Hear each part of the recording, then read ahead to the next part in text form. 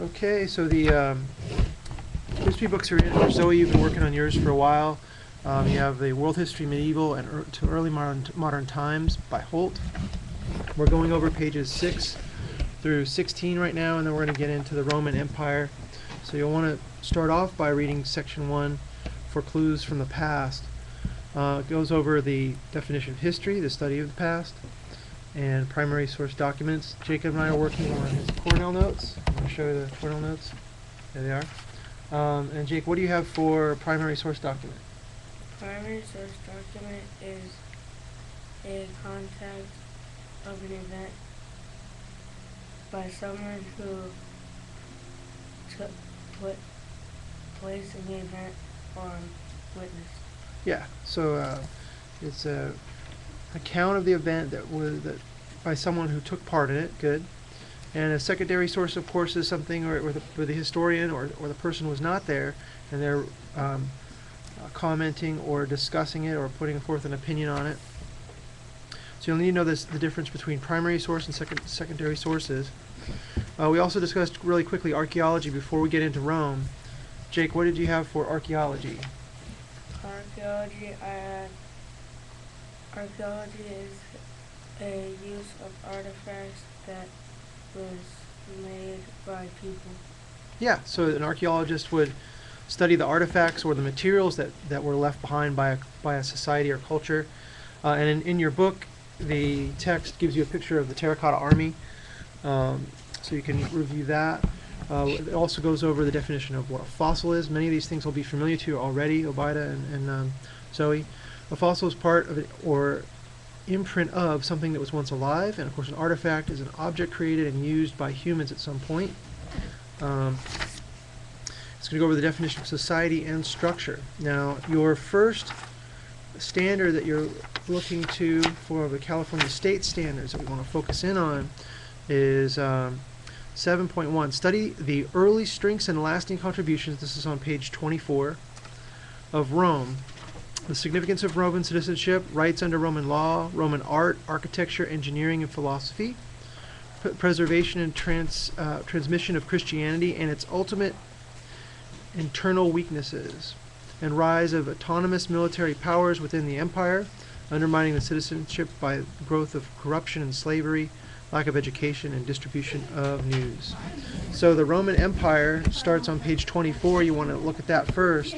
And what Jacob and I are going to take notes on, and I want you to do the same, Zoe and Obaida, is the section on citizens under laws of citizenship, and engineering, architecture, art, philosophy, and fall of the Western Roman Empire.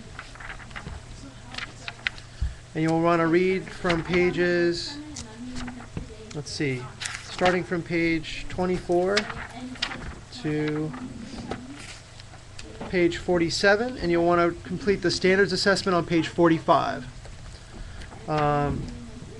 And just to give you an idea what the standard assessment's like, let's look at page 19. And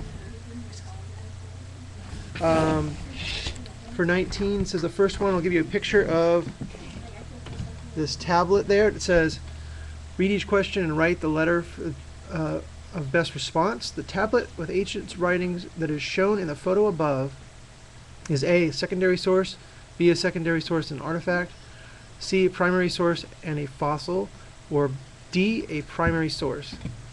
So looking at that, you can see that it is a primary source, because that is either the cuneiform or the early pictographic writing of the Egyptians or the Phoenicians.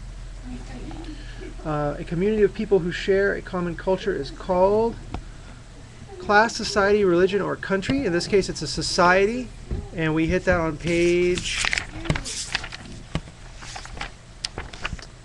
see, you want to review that on page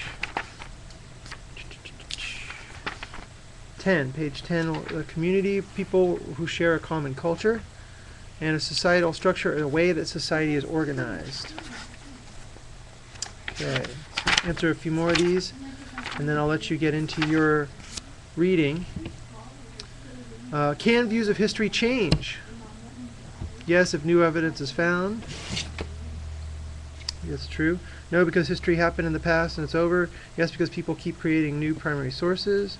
No, because people who did the things are dead.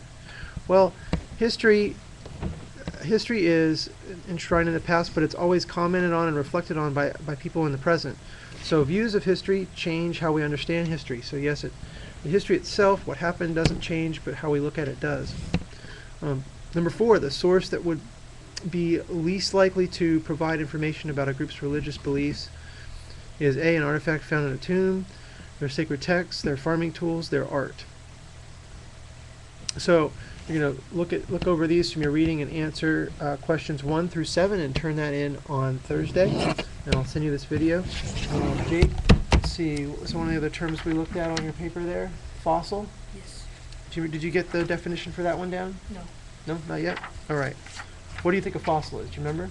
Yes. An imprint which has been placed under pressure. Yeah. Good. So it'd be like a leaf or an insect or something that was pressed down upon by rock layers and is preserved in there. Good. All right. So Zoe and Obaida, if you guys could continue with your work on the text, and of course, Obaida, I think you don't have your book yet. So I was hoping to give that to you yesterday, but I didn't see you. So come into class tomorrow, and I'll get you caught up to date on your history. Talk to you soon. Bye for now.